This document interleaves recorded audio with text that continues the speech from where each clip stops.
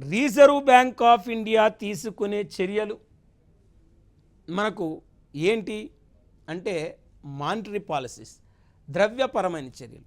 ద్రవ్యపరమైన చర్యల్లో మనకు మేజర్గా పరిమాణాత్మక చర్యలు, గుణాత్మక చర్యలు ఉంటాయి.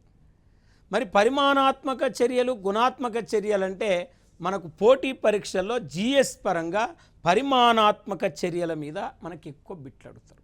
మరి పరిమాణాత్మక చర్యల మీద బిట్లడుతారంటే ఇవి బ్యాంకు రేటు, నగదు నిల్వల నిష్పత్తి, బహిరంగ మార్కెటు, చట్టబద్ధమైన ద్రవ్య నిష్పత్తి, repo rate, reverse repo rate.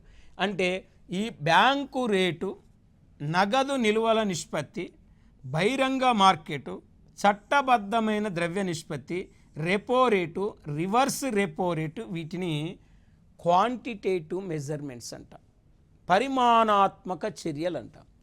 మరి మనకు పరిమాణాత్మక చర్యలు, గుణాత్మక చర్యలు ఈ రెండింటిని కూడా రిజర్వ్ బ్యాంక్ ఆఫ్ ఇండియా చేపట్టి మన దేశంలో ద్రవ్యోల్బణాన్ని నియంత్రణ చేస్తుంది.